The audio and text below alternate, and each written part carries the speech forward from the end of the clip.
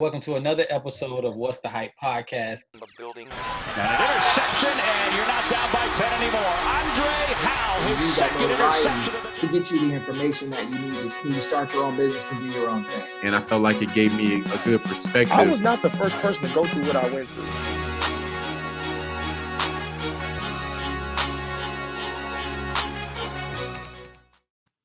Welcome to another episode of What's the Hype podcast. I'm your host, Jeff Pope, aka the Pod Disciple. I'm Andre Howe. Man, thank you guys for joining us for another episode, man. I think this season has been truly amazing. Just so many of the stories that we've been able to highlight, so many of the great guests we've been having on, Dre, to share their stories and their journeys. We've kind of really been digging into that HBCU life. And the guy that we have on this week, man, I mean, he's a Quincy, Florida native. All county football 2003 to 2005, all Big Bend football 2004 2005, all Big Bend track 2005. I'm talking about one of the smartest guys, right? Over a 4.0 graduating high school, preseason all MEAC 2009, undrafted free agent to the New York Jets in 2010, BCU Bethune-Cookman alum, lead IT engineer and recruiter with Home Depot. He's on the Bethune-Cookman University Scientific Advisory Board of Engineer for Engineering Accreditation. Man, with no further ado, my former teammate, my guy, Phillip Kirkland. Welcome to the podcast. Yo, what up, man? Thank you for having me, man. Definitely. It's an honor to have you on, man. Before we kind of get started, man, I just want to ask a little bit. Obviously, an HBCU alum. Man, what is your thoughts about just the spotlight and just all the attention that's been on the HBCUs as of late? Hey, man, I've been loving it. I've been preaching it for a long time since I came from Cookman. Before I even made the decision to go to Cookman, right?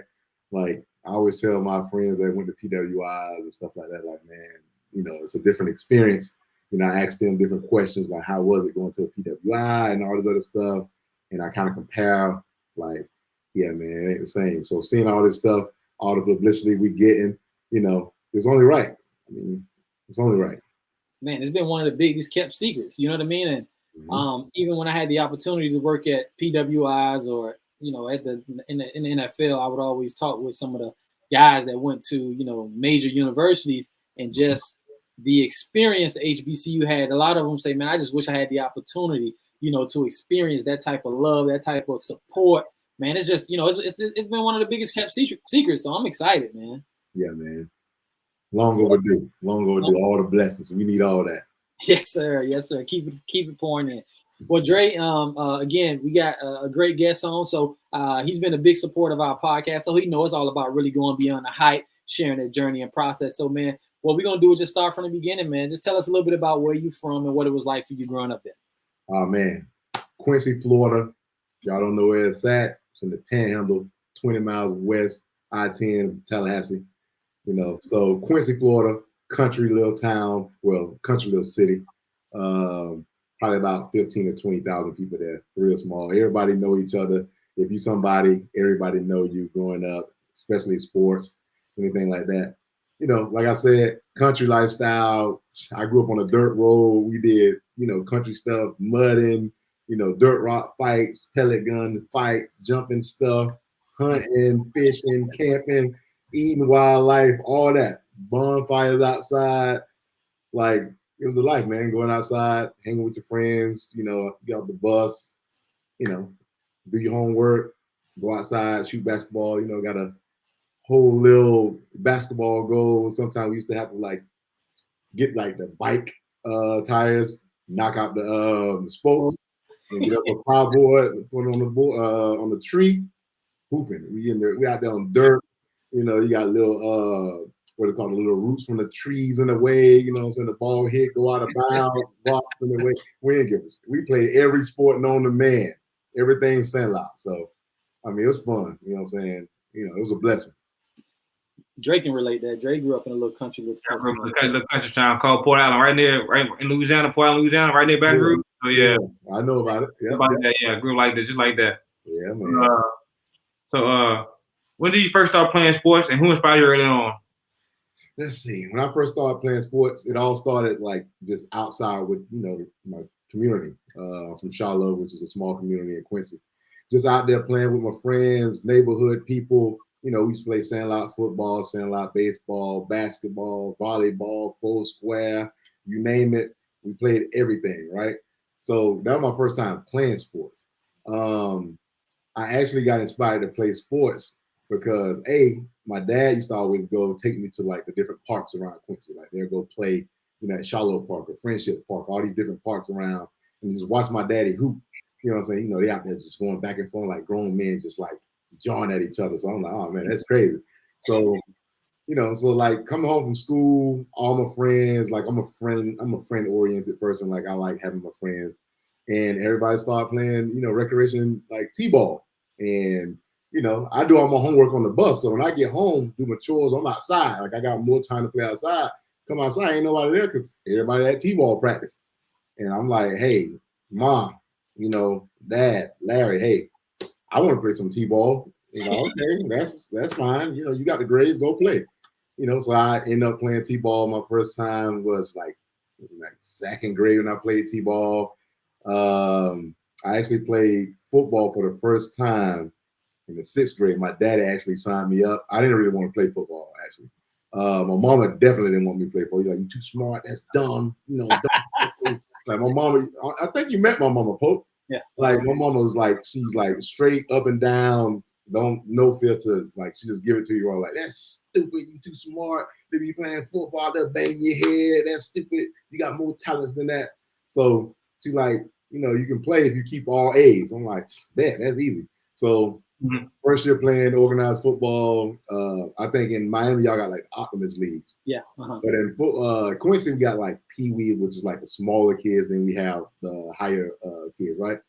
So the little kids. First time I played quarterback. They used to call me like, going to middle school, they used to call me like Lil Michael Vick because I was left-handed, I was fast, and I was playing quarterback. So first season playing football, went 0-8. Coming home mad every day because I played with white people, right? And my daddy had the others, he was the bigger kids. And, you know, they won the championships after championships. You know, they laughing at me on the ride home on his van because my dad had like one of these long church vans. He used to go pick up the kids from all over Quincy and Gadsden County. I always had a ride. So, you know, they picking at me. Yeah, y'all, you know, y'all ain't win no game. So, you know, come play with your daddy. You know, we can win championships. So, you know, after playing my 6th grade year, I played with my daddy for 1 year. Well, he always trained me. But played with my daddy 7th grade year. We lost our first game. And then we just beat everybody else after that. Played the team that we lost the first game in the championship. Ended up blowing them out. Played with him 1 year, then went to my 8th grade year in middle school. Coach Green, he run all his plays through the tight end. He throw the ball to the tight end like yeah, I need somebody to catch. Whatever. I'm like, hey, I'll play whatever you want. Like football is easy to me. I'll play whatever you want. So that's when I started playing the receiver position, right? So played 8th grade year. 9th grade didn't play because I'm a nerd by trade. I'm a nerd.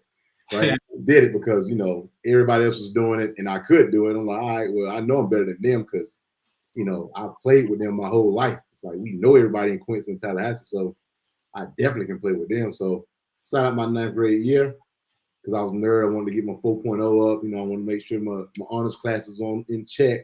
You know, because my mom was like, hey, you know, you in high school, that little not studying thing ain't gonna work no more. All right, you know, I'm gonna take this year off. You know what I'm saying? I'm not gonna play.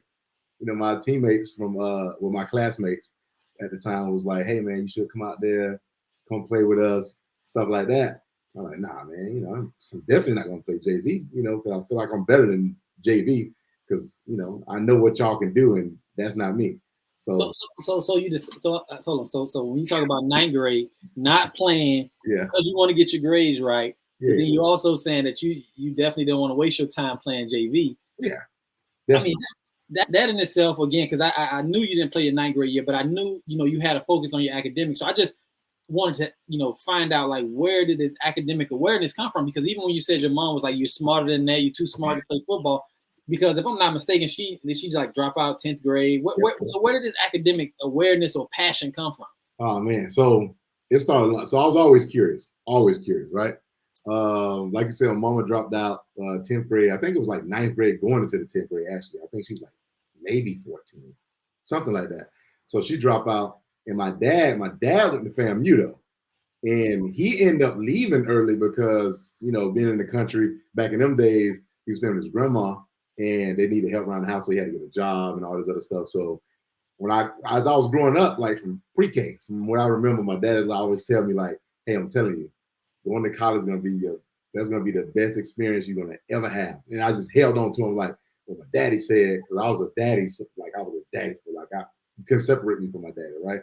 So he tell me that, I'm like, oh man, FAMU, because he used to take me to the FAMU games and have a little orange and green little windbreaker sweatsuit, watching 100 hot, you know what I'm saying, out there with my daddy and stuff. So he telling me I'm seeing all these people, all these black people, because I'm from a black place, but I'm at this school, so I'm exposed to HBCU life already, and I learn about it as I get older.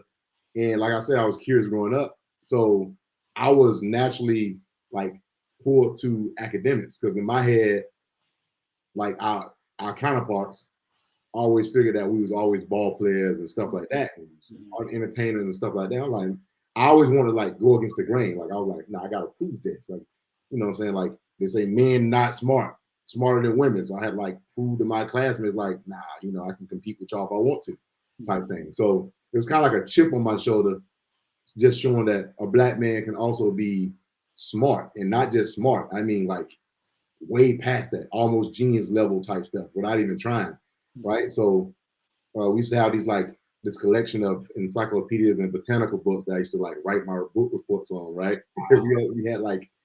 we had 5 of the alphabet missing, but I still use those, right? Have a little typewriter to type my little papers on it. So, just like researching like just life stuff, like, okay, what makes a human body tick? I got a human body, so I was thinking about the circulatory system and all these things, right? And then I got intrigued by space, and science drew me in, and I was like, you know what? By like 2nd grade, I knew I was going to be an engineer. I was like, definitely got to be an engineer. So I had just started researching, like, how do you become an engineer? What I need to do. And I started thinking, like, oh, you got to go to, MIT, you got to go to the Ivy League, because, you see this on TV. When you're watching movies and stuff, it's always the PWIs on there, unless you're watching, like, Fresh Prince of Bel-Air and all that stuff. Martin, they'll show some stuff. But they never showed them going to school, really. Like, I didn't really pay that attention. So my mom used to always drilling me, like, you got to go to Ivy League, you got to go to Princeton. And I'm like, Mom, you never even went to school. How you even know about Ivy League school? Like, you heard this on the radio somewhere, right?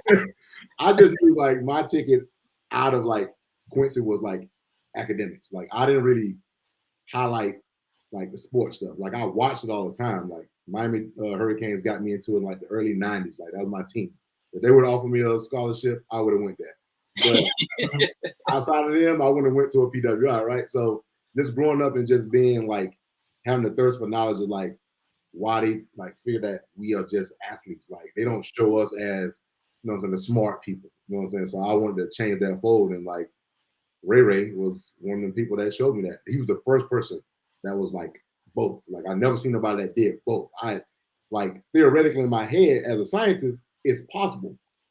But I never seen it until I got into middle school when Ray came into the fold. So that's how I was academically inclined, I guess. I mean, that's amazing. That's stuff that we highlight. Dre, we talk about that because he went to Vanderbilt, just academics, and just kind of talking about even just being, growing up, being a smart guy. Like, you was made fun of for being a smart guy, right. Calling you nerds or just kind of picking on.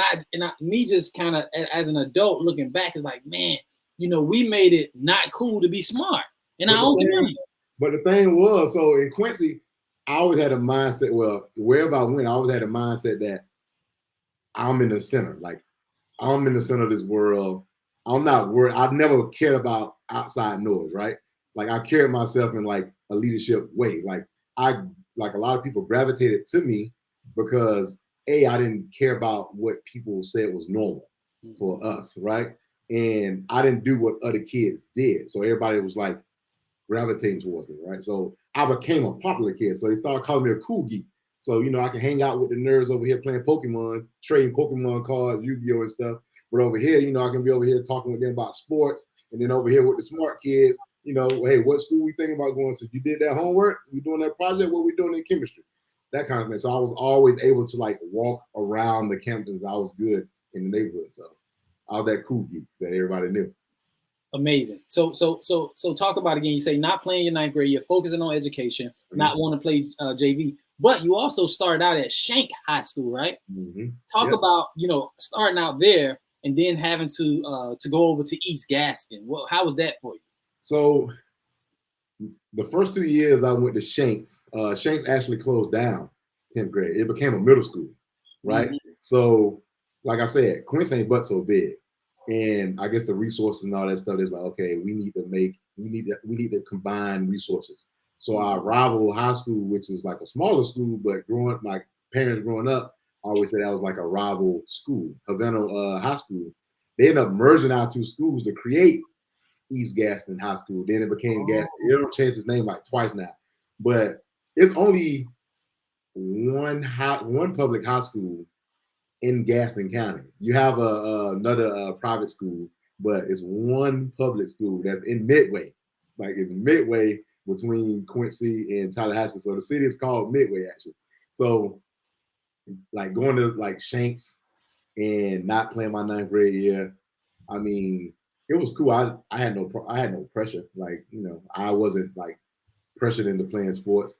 After, that ninth grade year, spring, and they start, on the intercom and say, oh, for tryouts and all this other stuff. I'm like, hey, Vic, what I'm saying? Let's go play some football. What position you going to play? I'm going to play running back. I'm going to try to play receiver because they ain't playing tight end no more. Right? So that's how we end up going out there, and that whole journey was like, that was a crazy journey because going until you got Cody Fagg and all these guys out there, like high recruited. And so, I'm like looking at them, they like grown men to me. I was like, that's where I need to be at. Like them boys out there fighting. Like I need some of that because that's what I'm used to in the country. Like we literally playing on like patches of dirt with some grass in it, like with some cement blocks in it. Like you get hit, dust just pop up, poof. Like I'm used to that. Like I'm used to doing that kind of stuff. And they down there in the hole, that what we call the practice field. They're in the hole, they practicing. I'm up there on JV with my little black jersey on, like, well, this is trash. Like, this is not even me. Like, I was like, I can't wait till the spring ball game come up because I know I'm gonna show out, right? So that's how the whole thing happened. Spring football comes around. You got the offense JV versus the varsity defense and vice versa. And I'm playing both ways. So offense, you got referees full game. We have the backup quarterback for varsity, Hugh Cunningham, God bless his soul. He was our quarterback or whatever. And, he already done picked out who he's going to throw the ball to. He's like, hey, Kirk, hey, I'm throwing everything to you because, I ain't going to even waste. I'm throwing everything to you. Don't make me look bad. I ended up coming out of that spring football game with like almost 200 yards receiving, about 2 touchdowns on like the starting cornerbacks. I'm drawing, I'm slapping people. Like, it's like a whole thing. So my coach, he come up, after the game, he like, hey, Kirkland, don't put on the black jersey, put on this white offensive, like we had the white offensive varsity jerseys. You're on varsity now. And that's how that happened. I sat on the bench for the first 4 games, though, which that was a whole different thing. I had to blow up to even get on the field after that. So that was a whole thing right there. So, yeah, man.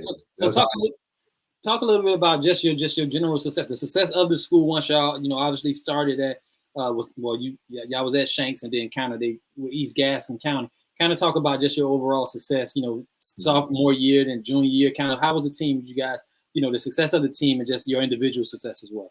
Yeah. So 10th grade year, which was the last year of Shanks, we went to the playoffs. I don't know if you know Madison County, but that was like one of the biggest. Like that's like our big game. Like it's like he's the country boy, like the cowbell ringing.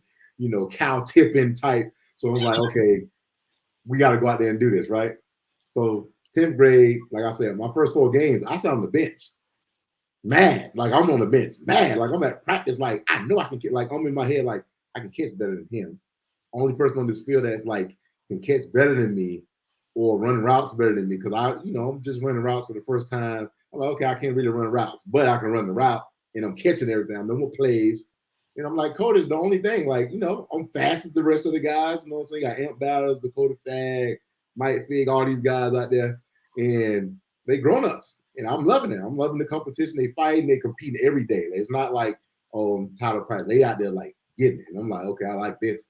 So after our like third or fourth game practice, I just go off on everybody. I'm fighting cornerbacks. I'm mad. I'm cussing people out. I'm highly aggressive in practice, right? You know, Coach Thomas pulled me to the side. You know, he talked to me like, hey, you know, you out here jaw jacking and all this other stuff, like you ready to play, because everybody else was juniors and seniors. And I'm the only sophomore. Well, me and Javar Oliver, my other classmate, we the youngest people. Like it's two of us. Both of us in the 10th grade. And we on varsity. And he's playing, I'm not. So I'm like, you know, just put me on, blow up, put me on JV if you want me to do this. Let me go out there at least play football. I don't want to sit on the bench. So, you know, one of our big rival games come up. We go play Leon at Leon. He's like, all right, well, we were playing offense, right? And he's like, they want to play man-to-man. They want to double cover Cody. So what we're going to do is we're going to put you at X by yourself. And you're going to have one-on-one. They ain't going to even respect you because they don't even know about you. And we're gonna take advantage of it. You better show what you got. That game I had over 100 and some yards, 2 touchdowns, just came out. It was just like coming out part of me, right? So now it's like I gotta play. So go to the playoffs. Cody get hurt. We go to double overtime. We miss an extra point to stop going to the third overtime, right? Playoffs over. You know, so Cody get, you know, picked up by Florida State, get his scholarship. And that's when it dawned on me. So after that, school shut down, go to East Gadsden, trash.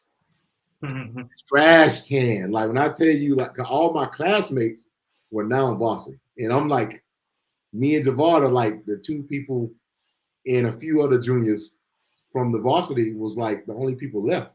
And then you had the smaller school, Havana, that came in with us. They had some dogs, but it wasn't the same no more. Was it the same coach? Y'all had the same coach? It was the same high school coach, but it just wasn't the same. You know, so that was trash. So I played both ways, you know, play receiver, still doing my thing. You know, you got Ellis Gordon that went to Gabi. I'm trying to, like, you know, in the newspaper, they keep the stats, who got the most receptions, the yards and touchdowns. You know, you got Fred Ross at the time, you know, all them guys that's coming out of there.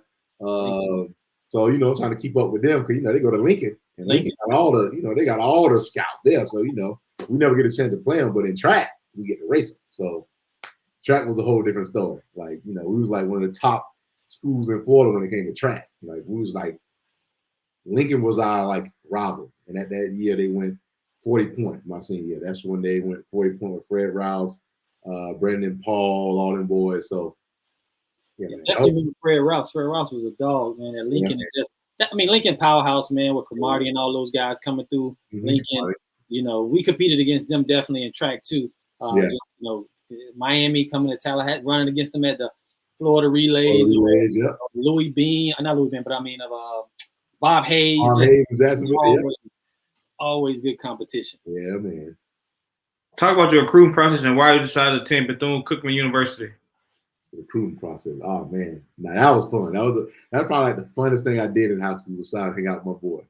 So the recruit process was like, it was different for me. Well, it was different because it's new. Because in my head, you know, I don't took the ACT my 10th and 11th grade year. I ain't taking no more after that. First time I took it, I made it 24. Right? Yeah. I'm like, I'm done. Like they said, you guys got to make it at 16 for an athlete to get a scholarship for an athlete. I made it 24. I can go. You know, I started doing my research for Ivy League. It's like, oh, you got to have at least a 20 on the ACT to even get a football scholarship. Like, I did that. Then, so my junior year, I'm like, let me see how smart I got, right? So I take it 2 more times. My junior year, I made 226s. I'm like, well, I guess that's the max that I could do. And I never finished the test, right? I never finished the English part. Like, I never finished it. Like, I hate reading. I was like, but I'm pretty sure I could have made higher scores if I ever finished that part, right? So the recruit process, you know, I was getting scholarships for Ivy Leagues, of course. But going into my junior year or my senior year, like, I started going to camps. And that's when I started realizing, like, oh, you got to actually go to camps. Like, even get exposure. This is how they get these stars, these rival. I was learning about rivalry with rivals.com and stuff like that, right? I'm like, okay, this is how they get this. So they started early though. These kids started like middle school. I ain't know. I was just like, all right, you just got to do it on the field. That's it. So I go to Auburn camp. Tuberville was the head coach at the time, right? Mm-hmm. Yeah, this one they had like Cadillac Williams, Ronnie Brown, Anthony Mix, Charles. They had a whole squad. I think this was the only team in the SEC that went undefeated that did not go to the national championship. I think USC and maybe Texas. Somebody else went, but they didn't go. They didn't. They maybe split the championship with. Yeah, I think they were the AP champions. Like they were the AP national champions. Yeah. Yeah. So I ended up going to camp with them and stuff like that. You know, ran my 40, doing both ways. You know, doing the receiver thing, cornerback thing. So going into my junior senior year, I started adapting the cornerback thing because I'm like, oh yeah, I'm super aggressive. Since you know our team don't have good cornerbacks outside of Xavier Jackson. I'm like, okay, we need somebody on the other side, right? I was like, I'm gonna play everything. Forget it. It's only football. Like it ain't hard. And I'm like the leader of the team. Like, you know, I'm the one with the most senior privilege right now because I played varsity. I have experience, right? So get into cornerback and I like it. I'm like, oh man, this is fun. I'm fast. You know, nobody can run past me. I can be aggressive. You know, I just gotta play my technique, right? So go to Auburn camp, playing one-on-ones, shut thing. I probably gave up like 3 catches. I went about 50 times because everybody's there. I'm like, oh man, you got people everywhere. And I'm big on competition. I don't care if it's like academics or Yu-Gi-Oh cards. I'm going to compete. Like, I'm going to go out there. I'm going to do my thing, right? I'm like, oh, this is how you get on the map? Okay, let me go out here. One-on-ones, both ways, 7-on-7. Oh, yeah, this in the bag. So going to my senior year, finish up senior year. I actually got offers from Auburn and Alabama, right? No Miami. I didn't even care about Auburn and Alabama. I cared about Auburn because I started watching them after that camp. But then they went undefeated. But my team was Miami. Like, I was like, Miami Hurricanes is what made me win the crop top, stomach out attitude. Like, I was like, that's it. Like, that's the PWI that I would go to. But, you know, Auburn, Alabama wanted me to play cornerback. I'm like, nah. And plus, it's not Miami. I don't want to go there. And at the time, I think Mike Shula was at Alabama at the time, 05, before he left. Wasn't that good. So, yeah, because Nick Saban came in 07. 07. So I would have got me a ring if I would have went. Yeah, I probably would have got a ring. But so I'm like, nah, forget it. My daddy always just talk about FAMU and stuff like that. And I was growing up, like I was always into our culture as far as like pro-black type stuff. Like, okay, they always see us as athletes and see us as smart. You know what I'm saying? We got to go to them. So I used to always look at college football, basketball, track, any sport that has like predominantly black people in it. It's like, what makes these schools better than us, right? Well, not us, but like what makes these PWIs good? What makes people tune in? And you turn on TV, you see like it's the black people. You got the black receivers, the quarterbacks, the athletes. You know what I'm saying? You talk about the Miami. Everybody comes from Miami. Everybody got to go to Florida down the bottom to get all those Miami guys, right? It's like, oh, this is all the athletes, right? I'm like, that would make the PWI. You take them away. Then I can hear them stories that my daddy used to always tell me about the old school, how all these like black athletes used to only go to HBCUs because they could only go to HBCUs. Right. I think Alabama was the school, or some school in the SEC was the school that started that trend of like recruiting black guys to come play with them, right? Because they seen the high potential of having black athletes. So everybody started doing it. So then now you take all the black people from the HBCUs and now they go to the PWIs, and now HBCUs are seen as less competition. So I'm like, 2 days before my signing day, I flipped it. I was like, I'm going to Cookman. And I went to one visit. You know, I went to one visit to Cookman. I didn't want to go to Florida. I didn't want to go to FAMU because my daddy went there. I was big on like starting my own legacy, doing my own thing. And my mom always told me like, hey, you go to school, go away, go like hours away. You know, so you can only become a grown man if you just leave away from home. And that's what I did. Signing day came, I signed to Cookman. All my friends like, oh man, you ain't go to Auburn, Alabama, you stupid. Like, you ain't trying to go to the league. You can't do this. You can't even be an engineer. Nobody ain't gonna want to hire you from down there. Like, watch. Like, I was always like had a chip on my shoulder. Because I'm from Quincy. Nobody know where it's at. I'm from the country. I'm black. They think I'm just an athlete. No, I can do everything.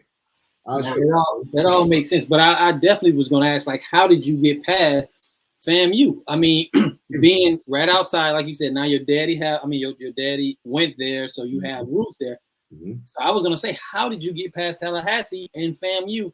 But I guess that all makes sense. I had to go. I had to get away from home, man. Like I seen everything in Tallahassee and Quincy. I was like, and plus growing up, I felt like I should have been from New York. So ever since like elementary, I used to always watch the movies, and, the big cities, you know what I'm saying? The attitude, like the New York people got like a swag or attitude to them, like you can see it, right? I was like, I feel like I should have been from New York, but I'm from Quincy. That's fine. So I had to leave. I'm like, I know there's nothing in Quincy or Tallahassee. People go to Tallahassee, they think they made it. I'm like, nah, they ain't it. Black people, we got to elevate our minds out of Quincy. So that's what I did. What was the biggest adjustment for you coming from high school to college? Oh man, high school to college. Moving away. I think my hardest day was the first day my mom and my daddy dropped me off. My mama tough, my first day getting there, my mama come in, she seen Corey with his shirt off. I'm like, Phil, he got tattoos on his chest. So, Corey counsel, six. Yeah. So, that's the first person she seen. And she see the rest of the teammates. She seen Kevin Burt and all these boys. Like, she's like, are these grown men, Phil? These grown men. I'm like, yeah, I mean, it's college. I mean, it's supposed to be that way, right? So my first day was like, I had the butterflies, nervous a little bit, mom and them, they drive off. I got my little bag, football camp. It's time for 2 days and stuff, right? Like that first day was my hardest day. After that day, I was good because as soon as I got into it, met Solomon, Corey, all the freshmen, and we was all the same people. Like, it's like, okay, it's our first time here. We ain't, we freshmen, we don't know what's going on. Like, we're going to make the most of it. So just moving away, being away from your family, food, money, that kind of stuff, transportation, not knowing nobody, got to like build up a whole address book of like who to go to get this or that. So that was a big thing.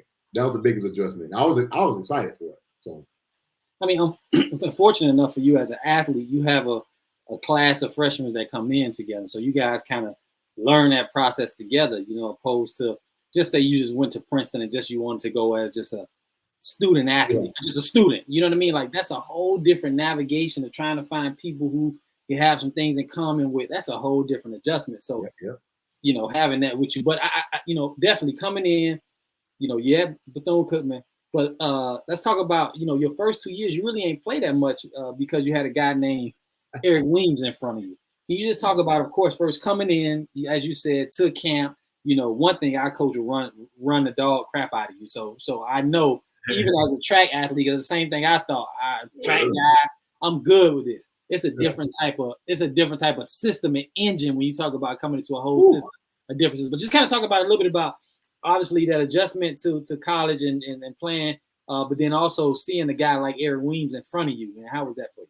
Man, so coming in freshman year, have no idea what to expect. I just know because they sent us this pamphlet of like workout, all these 40s, all these 10s, all these 20s. I'm like, all right, I can do all that. All right, Dad, come out here with me, help me work out.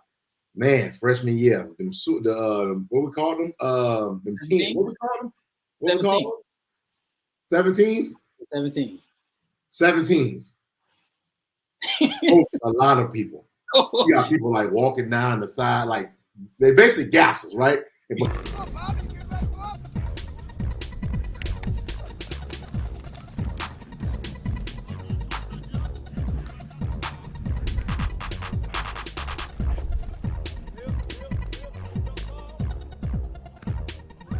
It was before camp started. We inside of the basketball gym, and we were running 17. So you have to, there's a time frame that you have to run these 17 gassers in. You know what I mean? So, I'm gonna just speak quickly. My first time, I had no idea what I was getting myself into, none. But after I realized what that was all about, every summer after that, I played basketball all summer long because you outside training, sun, all that, whatever. But in the gym, it's cold, breathing that cold air. Man, game over. But it was serious. Bruh, like that conditioning thing was like threw me for a loop. So the 17s killed me. But the thing that killed me was, I don't know if you remember, but when we have bye weeks, And FAMU usually have like their homecoming on our bye week that weekend. Mm-hmm. And that Thursday before, like, coach would give us that week off, right? No workouts. And we used to run 40s after every practice. We might run 20, some of the small. After a while, 20 was like, whatever. But to get this to get these days off, we're going to get the butter from the duck, right? So, man, we running, beep, beep, beep. We did our normal 30 to 20 sprints. People getting gas, so we do 40. Then coach like, blow it up, take your helmets off. He's like, oh, yeah, nah, on the line. Like, telling you to take your helmet off to loosen up a little bit. Now we run it again. We do another 40. Sometimes you get bumped and you run about 7 or 8 of them in a row, and then you probably done ran about 100 and something, right? Come up, he blow it back up. Take your shoulder pads off, cats. Take your shoulder pads off. Now we think we done. Back on the line, Pat. Beep, beep, beep, beep. Damn, Pat, let him breathe. So we going back and forth. I mean, we ran at least 100 of them things. Easy. And at that point, my freshman year was the first time I contemplated going back to Quincy. My freshman year. After that happened, I'm like, I'm in the 40, I'm in the 3-point stand, because you run these 40s in 3-point stands. Every time you put your head down, 3 points. So that's taking a lot out of you. And every time I put my hand down in the dirt, bruh, I should have just went to Alabama. I want to know, you know what I'm saying? I want to know if Mike Shula them, you know what I'm saying? I just transfer up there. And I'm like, nah, I can't go back to Quincy. Like, people are like, bro, you left Cookman, they kicked you out. Like, what happened? You can't cut the mustard? Like, bruh, like it was that bad. So got over that. And I'm like, okay, I know what to look forward to. So the season come in and, hear people talk about the franchise, knapsack. So you see this red guy, right? You know what I'm saying? The gold chain. He's from Seabreeze. You know what I'm saying? So, I see him and everybody talking about the stories about him, right? Like all this, freshman year, this and that and the third. So I haven't seen him play. And at the time, I'm not an A-back. So our wing position was called A-back. I wasn't an A-back at the time. I was a receiver. So I came in as a receiver. And Coach White always said, oh, we got this guy, Phillip Kirkland, that's going to replace the franchise. And I'm like, I don't know what this man talking about. I ain't gonna cut nothing. Like, I ain't cutting the squirrel. I ain't cutting no humans. Crazy. So I'm seeing these people cut. And I'm like, nah, that ain't for me. And my teammate Corey, he out there cutting them down like he ain't nothing. I'm like, boy, ain't about that. Like, y'all trying to take people's knees out. These my teammates. That's crazy. So he's still talking about that, and I'm like, I have yet to see him play. I have yet to see him practice. So we get our first practice. Got helmets on. Finally get to see this man play. I get to see the franchise. I'm in the group with him and all the little stations we go through camp, watching. He going through boom, boom, boom, boom. Like he's trying to make a team or something, right? He working that hard. So I'm like right behind him. I'm trying to keep up with him, right? Not knowing that I ain't pacing myself because I ain't did this yet, right? So I'm thinking after all these little drills we do, practice, that's the first practice. That's it. Like, we done for the first day of practice. Nah, ain't it. That's just like the warm-up stuff. We got to go actually do 7-on-7 position stuff, then teams and all this other stuff, board drills, all this other stuff. I'm like, wait a minute. Tight. My legs gone cold. I can't even move, right? So, and seeing knapsack, well, Eric, they call him knapsack when I was there, right? Eric, seeing him go through, and now we in 7-on-7, he in team. Now I see everything. He cutting people down. He aggressive. Coach Wild like, don't hit him. I'm like, this man just laid this man out. You talking about don't hit him? He playing football, bro. Like, what they like he talking about? Oh, you got to touch him. What? This man is like cutting these people down and like hitting people out of bounds, and you talking about don't touch the franchise, and then just seeing him like work, like the catches he making. Like the play, like he's like dialed in, like he's like trying to make a squad. I'm like, this the dude that he's the franchise, right? Like, why he playing so hard? Like, I'm thinking like he's a superstar. He ain't got to play this hard. Mm-hmm. This man don't set the tone. I'm trying to keep up with him, so he running 40s, and he wasn't that fast. So I'm like, okay, I can beat him in the 40s though. You know what I'm saying? I'm beating him in the 40s though. You know what I'm saying? But after you get to like 30, 40, you tired, and he's running the same speed the whole time. Like this is top speed. But he can run it so many times, and he just so finally get to see him play, and I seen it. I'm like, yeah, this man is great. But I still didn't want to play. I still didn't want to send him to the bench. I'm like, okay, we got 2 A-backs. or whatever, right? Because coach don't move me to A-back. Now I'm like, okay, well, we got 2 of them. And then we got Bert and all these other boys and Wingfield and all these. I'm like, oh, well, they seniors. And now they know all the plays and all this other stuff. I'm like, okay, I don't know how to cut like that. That's what's up. So I was sat behind the franchise for 2 years. And in my head, I'm like, bro, I can't do it. I can't sit on the bench. Like, I know why I'm sitting on the bench. Because everybody acts like, bro, you know what I'm saying? With, like the upperclassmen, like after freshmen, like, bro, I don't know why you ain't playing. You can play, like, da da da.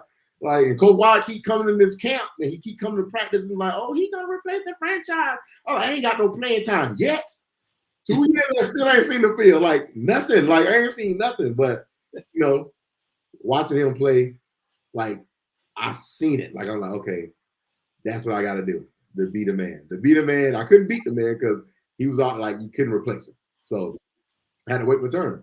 So every summer I had to like contemplate of transferring to Auburn every time. Like, I just go to a PWI at this point. Like, so we had him on the podcast, and he talked about, you know, he helped us understand the idea about how he approached practice. Because the same thing for me, I'm like coming from, you know, successful powerhouse programs in high school.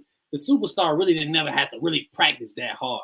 So him being the superstar that he was, I was like, why does this dude? He never missed practice. Right. Never practice. But as we got obviously having that trait, that was really successful going to the level because he had that type of mentality of trying to get better. And he said that practice for him was always harder than the game. So he was always trying to learn more and do more in practice because once it came to the games, it was easier for him. But yeah, that dude there was a different type of breed. Yeah, man. Yeah.